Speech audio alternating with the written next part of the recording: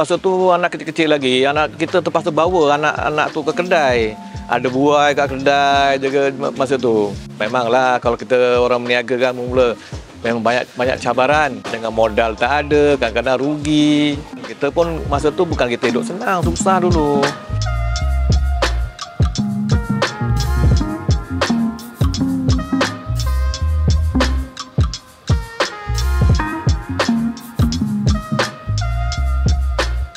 Nama saya Mazlan bin Ahmad Abdullah, berasal dari kampung Sungai Buaya, Banting, Kuala Langat, Selangor.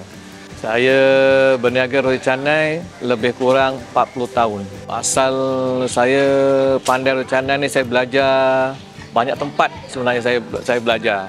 Mula-mula saya belajar di Pantai Murib. Itu lepas sekolah lah, sekolah memasalahkan adik-beradik ramai, jadi tak dapat nak tampung keluarga.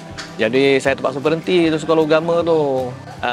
Kawan ajak pergi bekerja lah di restoran Pantai Murib.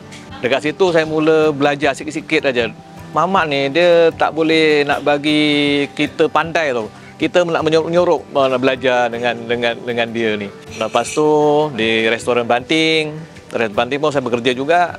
Tapi bukan lembar roti canai. Saya lalap meja, lain-lain orang, gitulah, sapu-sapu sampah, gitulah. Tapi saya belajar juga nak tengokkan cara-cara. Memang masa tu mamak memang dia tak bagi orang-orang apa pandai untuk buat roti canai. Masa tu saya belajar sikit lah. Lepas tu saya belajar teba pakai tuala, pakai kain basah masa tu. Lepas tu belum pandai lagi. Lepas tu saya pindah lagi di restoran Sahalam. Nama kedai tu RW Cafe. Masa tu pun saya bukan menembar roti canai, bukan. Saya bekerja sama juga. Mana lalap pinggan, basuh-basuh pinggan gitu. Kadang-kadang saya sekali kena cuci tandas juga.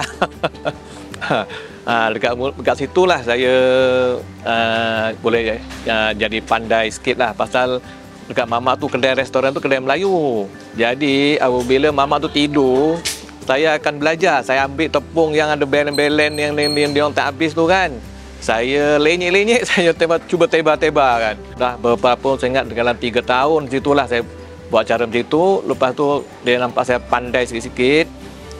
Lepas tu mamak tu berhenti. Jadi saya terpaksa ambil alih. Jadi bermula dari situlah saya memperbaiki teknik-teknik buat roti canai, belajar. Dan lepas tu saya berhenti di itu, saya mencari dalam tahun 80-an gitulah. Saya datang KL. Merantau lah kat Kuala Lumpur ni, dekat Bukit C. Saya tinggal di situ dengan abang saya Basir. Tinggal di situ. Lepas tu kita pun bincang macam mana kini nak cari kerja ke apa. Lepas tu saya buat gerai di Bukit C, Kampung Kerinci. Betul-betul Masjid Araha tu dulu Kampung Bukit C. Tapi bandaraya tak bagi. Jadi dirobohkan gerai saya masa tu. Lepas tu saya berpindah pula, ada orang offer mengatakan ada kedai kosong dekat Kampung Kerinci 4 tingkat. Modal ni abang saya bagi ni. Basir bagi, pasal dia tinggal dengan saya, dia bagi modal. Lepas tu arwah bapa saya dulu pun ada bagi sikit jadi modal. Jadi saya mulalah meniaga dari situ lah. Saya meniaga dulu 5 kilo saja. Kuali pun bukan kuali ini, kuali kecil je. Itu pun kadang tak habis pasal mula-mula meniaga. Masa tu kat area situ memang ada juga 1-2 yang dah buat roti canai masa tu.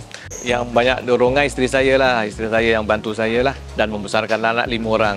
Masa tu anak kecil-kecil lagi, anak kita terpaksa bawa anak-anak tu ke kedai. Ada buai kat kedai jaga masa tu. Kita pun masa tu bukan kita hidup senang, susah dulu. Dia yang beri semangat. Memanglah kalau kita orang berniaga kan mula memang banyak cabaran, dengan modal tak ada, kadang-kadang rugi. Begitu. Jadi isteri saya ni tolong lah. Saya membesarkan hasil roti canai lah. Daripada dulu sampai sekarang ni anak-anak dah besar, dia masing-masing itulah. Dulu memanglah kita tu memang susah lah dulu kan nak besarkan anak. Dia ada tolong anak-anak pun ada tolong. Kalau ada cuti Sabtu Minggu, anak-anak saya yang syarat turun, yang apa ni, yang kerja UPM tu pun dia datang tolonglah, dia tak buat kerja kan. Dia ada kerja yang lain pula tu. Jadi kalau cuti tak ada apa-apa kat rumah, dia datanglah tolong saya. Kat situlah saya bermulanya kisah saya lan roti canai resepi turun temurun. Resepi ni saya buat cipta sendiri ni. Saya cipta sendiri. Garam dia letak macam mana, apa semua macam mana, telur dia berapa biji. Semua nak kena bersesuaian dengan satu guni tu berapa 25 kilo tu, telur begini sukatan dia, garam begini sukatan dia, gula sukatan dia, dan pelantan sukatan dia. Memang pakai tangan lah dulu sebelum beli mesin ni, pakai tangan. Dan beli mesin kena pakai mesin, tak larat dah. Dia akan sampai berkilat dia tu baru benda ni siap. Baju dia sebati lah ni. Anak saya 2 orang yang jaga ni lah sekarang ni, sepenuh masa lah. Tapi saya kena ada juga lah, Nah, saya jaga kualiti dia, besar kecil dengan rasa kuah tu. Hari-hari nak kena tengok. Hari-hari nak kena pastikan yang betul-betul ni kuah dia sampai dia yang saya hendak tu. Lepas tu kecil besar ni, roti canai ni nak kena saya pun kena tengok. Kecil besar kan. Okey, dah siap. Sebab saya pilih ni roti canai ni makanan rakyat Malaysia. Masuk ni orang putih, Cina, India, Melayu, semua suka roti canai. Dulu saya mula-mula berniaga dulu 50 sen aja di Kerinci 4 tingkat dulu, kampung Kerinci 4 tingkat dulu. Saya jual 50 sen aja. Masa tu dapat tepung murah kan. Tapi sekarang ni memandangkan harga tepung melambung naik sampai 1 guni sampai 70 lebih.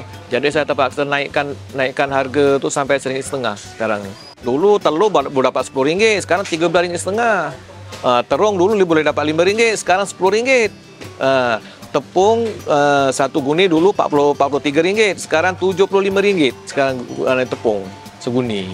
Jadi itu terpaksa kita naikkan harga untuk roti canai ni kan. Memang masa tu saya lebih kurang 7 atau 8 tahun saya supplier di UM lah. Ada 4 kolej lah saya supply roti canai. Saya buat sendiri di sana. Sampai sekarang masih kadang-kadang kalau teringat kita dia datang sini masa kita kat UM dulu, ramai student yang telah berjaya. Masa tu dia student, makanan pun cari yang murah-murah apa semua kan. Itu masa tu kebetulan dia ni daripada Brunei, dia masih mengenali saya. Lepas tu dia tanya pada yang dia datang ke sana, dia tanya, "Lan roti canai kenal ke?" Kenal dia. Itu dekat Brunei tu. Dia dulu student tu dekat UM. Dekat Brunei dia jadi orang yang berpangkat di Brunei. Masa tu ada mesyuarat apa dari KL. Jadi bertanyakan tentang saya, "Lan roti canai ni." Kebetulan dia kenal. Ada nostalgia dia dulu masa dulu student dulu. Pekerja UM masih dia datang dengan saya. Bila saya tanya kenapa ni roti canai pakcik memang terbaik dia kata.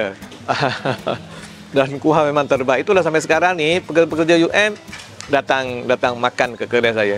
Kuah korida dulu mula-mula dia tak macam ni. Dulu saya belajar dengan mama tu, dia tak macam ni kuah dia. Saya ubah sendiri, saya tambah lagi berbagai-bagai lagi dia untuk sedapkan lagi kuah tu. Saya dah berbagai-bagai, taruh sardin lah apalah, tapi tak jadi juga macam-macam saya cuba. Tapi resepi ni saya ni ini yang jadi.